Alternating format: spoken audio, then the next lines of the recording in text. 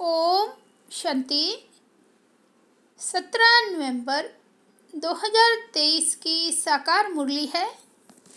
बाबा बोले, मीठे बच्चे, बाप के गले का हार बनने के लिए ज्ञान योग की रेस करो। तुम्हारा फर्ज है सारी दुनिया को बाप का परिचय देना। आज का प्रश्न है, किस मस्ती में सदा रहो तो बीमारी भी ठीक होती जाएगी? उत्तर है, ज्ञान और योग की मस्ती में रहो। इस पुराने शरीर का चिंतन नहीं करो। जितना शरीर में बुद्धि जाएगी, लोभ रखेंगे, उतना और ही बीमारियां आती जाएगी। इस शरीर को श्रृंगारना, पाउडर, क्रीम आदि लगाना, यह सब फालतू श्रृंगार है। तुम्हें अपने को ज्ञान योग से सजाना है। यही तुम्हारा सच्चा श्रृंगार है। गीत बजा है, जो पिया के साथ है उसके लिए ज्ञान की बरसात है। ओम शांति। जो बाप के साथ है, अब दुनिया में बाप तो बहुत है, परंतु उन सभी का बाप रचयिता एक है, वही ज्ञान का सागर है। यह जरूर समझना पड़े कि परम पिता परमात्मा ज्ञान का सागर है। ज्ञान से ही सद्गति होती है। सद्गति मनुष्य की तब हो जब सतयुग की स्थापना होती है। बाप को ही सद्गति दाता कहा जाता है। जब संगम का समय हो तब तो ज्ञान का सागर आकर दुर्गति से सद्गति में ले जाए। सबसे प्राचीन भारत है। भारतवासियों के नाम पर ही 84 जन्म गाए हुए हैं। जरूर जो मनुष्य पहले पहले हुए होंगे वही 84 जन्म लेते होंगे।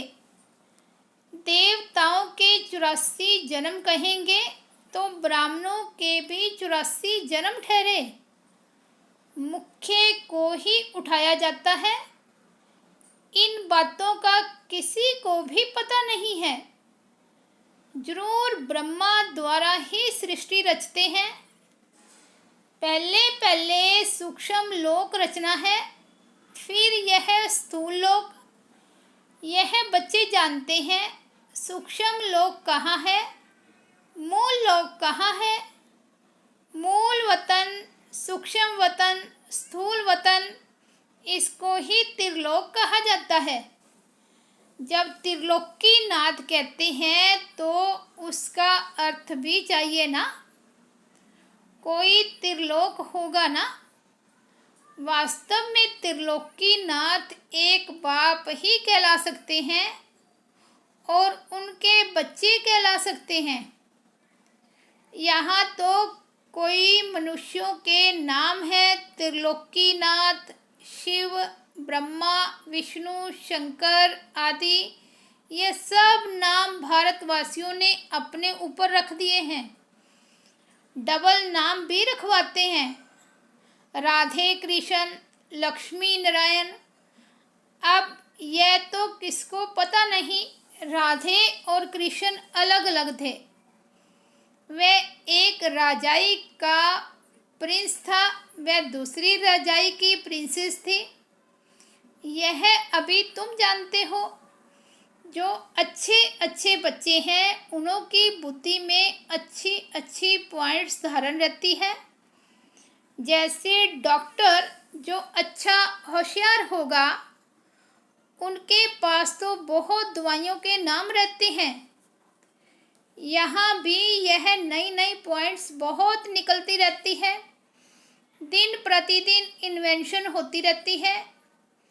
जिन्हों की अच्छी प्रैक्टिस होगी वह नई नई पॉइंट्स धारण करते होंगे। धारण नहीं करते हैं तो महारथियों की लाइन में नहीं लाया जा सकता। सारा मदार बुद्धि पर है और तकदीर की भी बात है। यह भी ड्रामा में है। ड्रामा को भी कोई नहीं जानते हैं। यह भी समझते हैं कर्म क्षेत्र पर हम पार्ट बजाते हैं, परंतु ड्रामा के आदि मध्य अंत को नहीं जानते तो गोवा कुछ भी नहीं जानते। तुमको तो सब कुछ जानना है।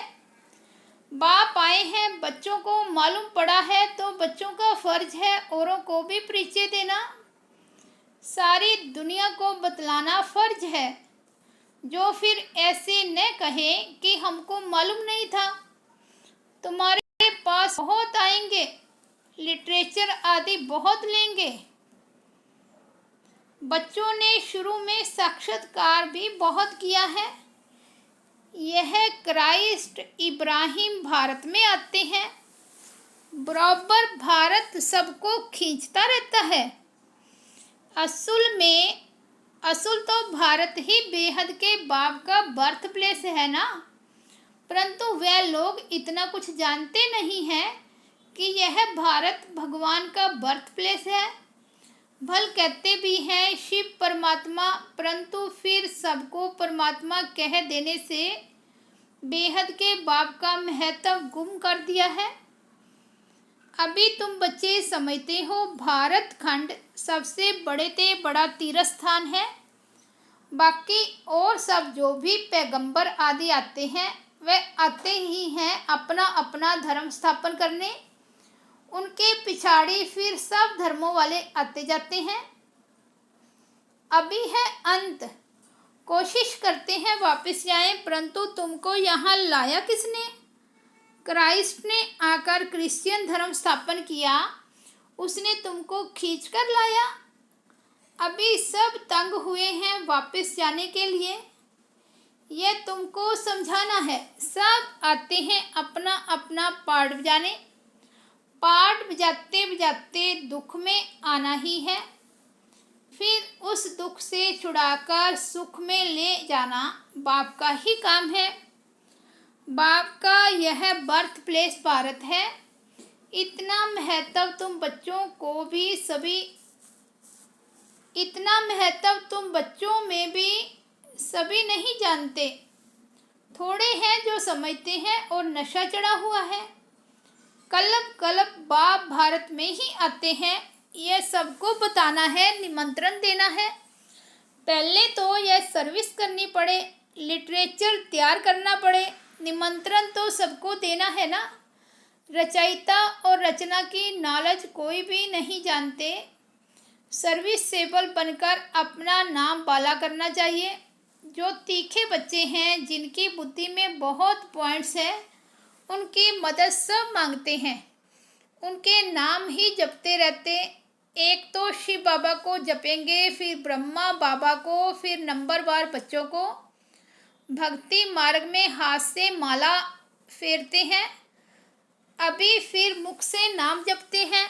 फलाने बहुत अच्छे सर्विसेबल हैं, निरहंकारी हैं, बड़े मीठे हैं, उनको देह अभिमान नहीं है। कहते हैं ना, मिठरा गुर ते गुराए। मीठे बनो तो सब मीठा व्यवहार करेंगे।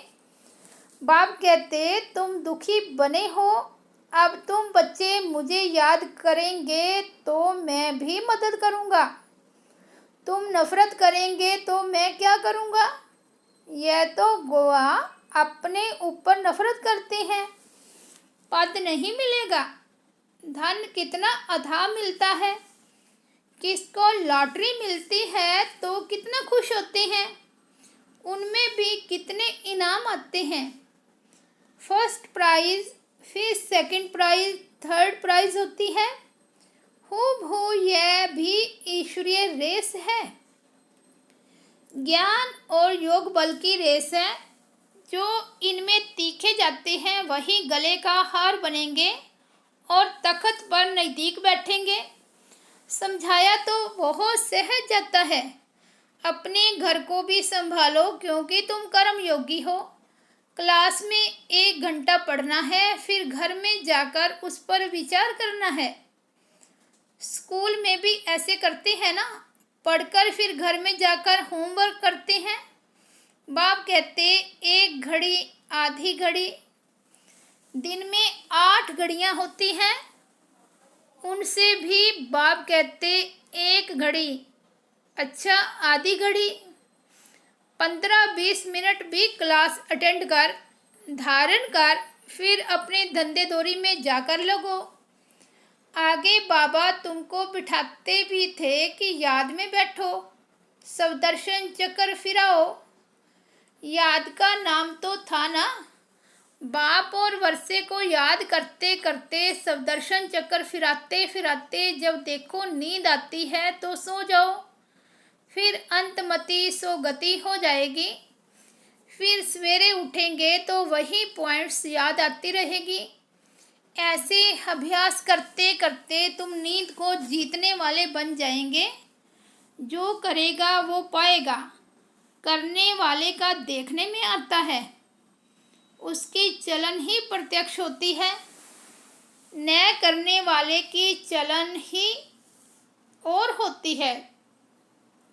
देखा जाता है यह बच्चे विचार सागर मंथन करते हैं, धारणा करते हैं, कोई लोभ आदि तो नहीं है। यह तो पुराना शरीर है।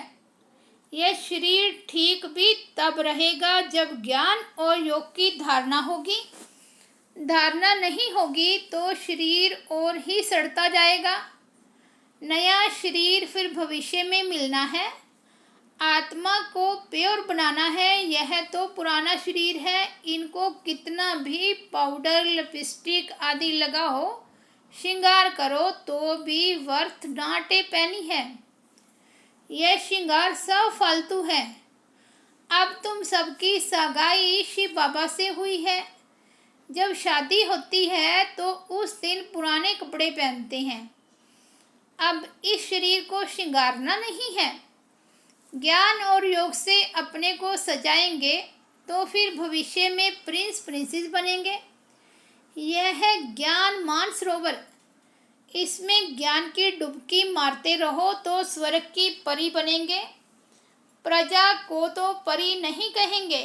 कहते भी हैं कृष्ण ने भगाया फिर महारानी पटरानी बनाया। ऐसे तो नहीं कहेंगे कि भगाकर फिर प्रजा में चंडाल आदि बनाया। भगाया ही महाराजा महारानी बनाने के लिए। तुमको भी यह पुरुषार्थ करना चाहिए। ऐसा नहीं जो पद मिले सो ठीक। यहाँ मुख्य है पढ़ाई। यह पाठशाला है ना।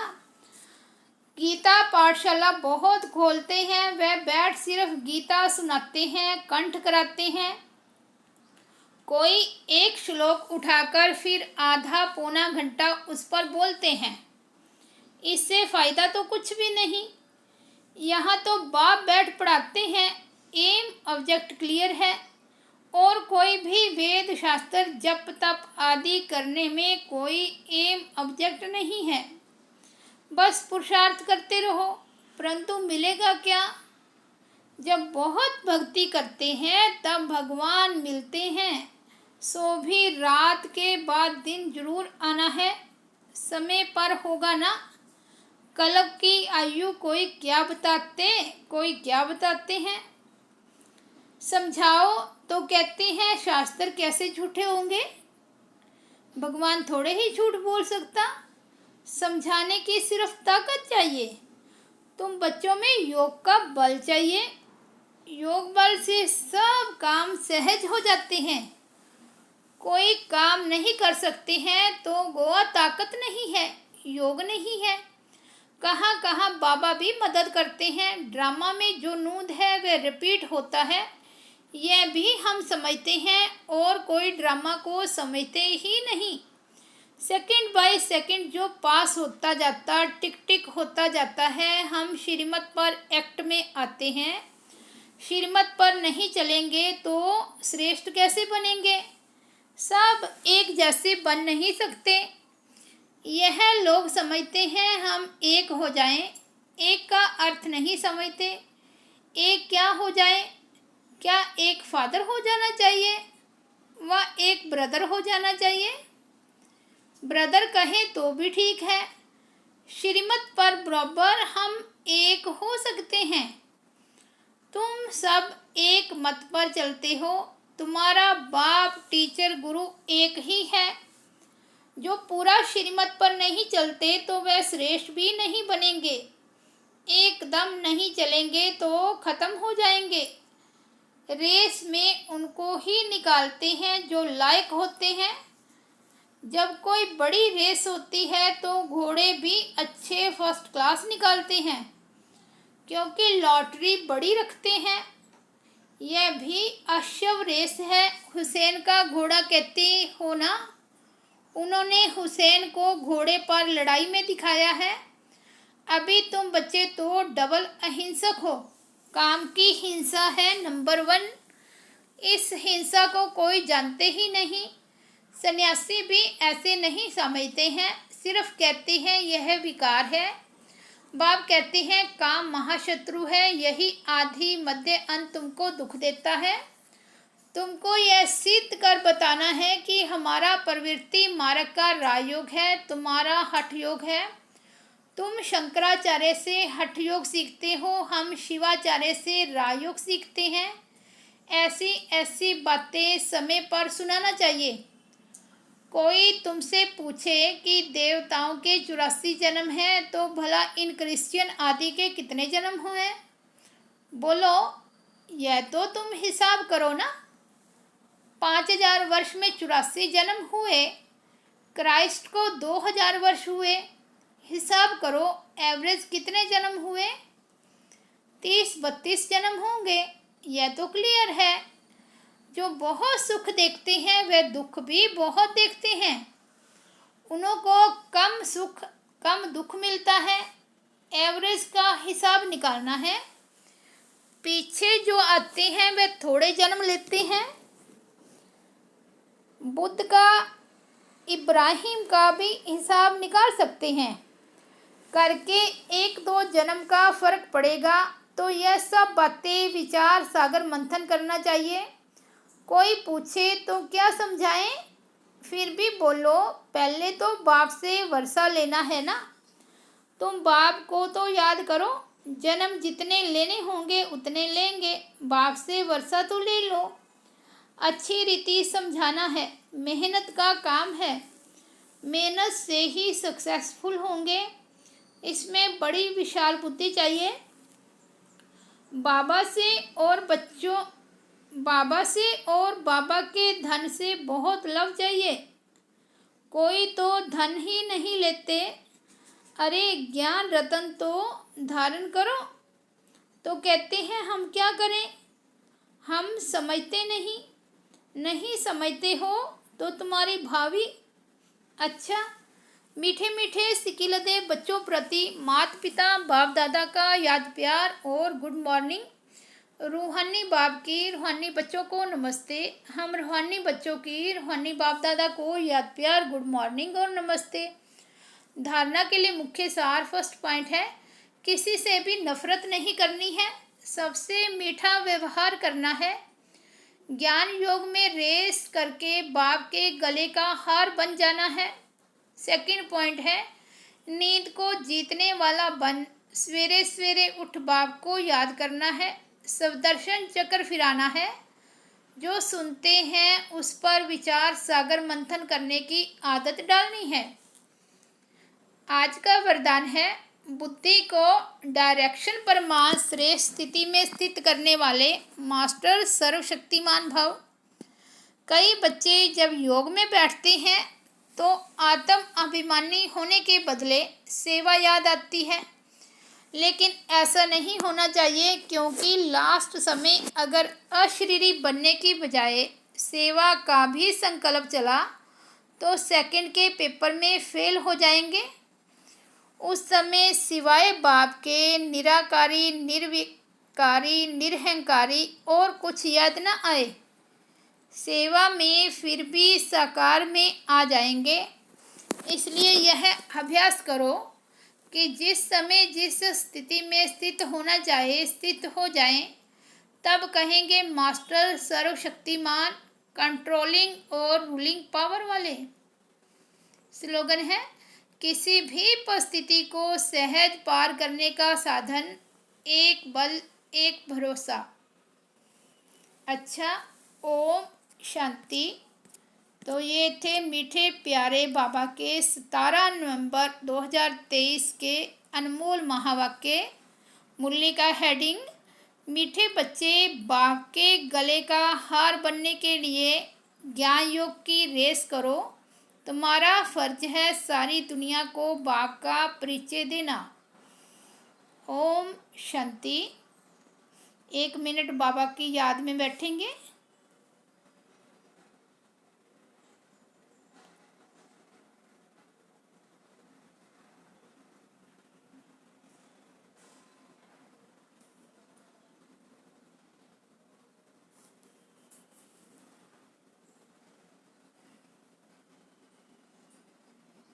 ओम शांति।